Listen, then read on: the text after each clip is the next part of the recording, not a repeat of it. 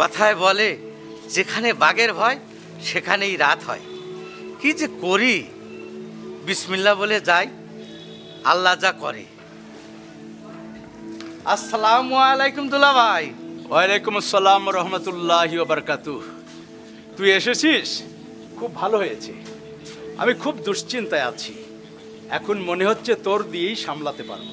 দুলা ভাই কোনো টেনশন নেবেন না, সব দায়িত্ব আমার উপরে ছেড়ে দিন। শরীফুল, আজ কোন দিক দিয়ে বেলা উঠলো? কেন দুলা ভাই?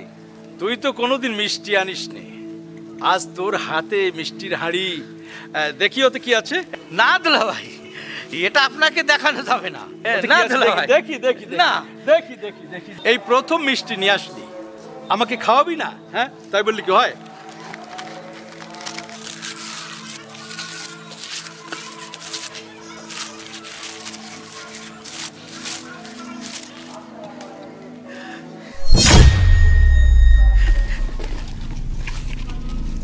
এই এই এসব কি? কেন আতশবাজি? মামাদের নিয়ে ফোটাতে হবে না, ফট ফটং করে ফুটবে, আর কি যে মজা হবে দুলা ভাই। চুপ! কি যে মজা হবে, হ্যাঁ কি যে মজা হবে।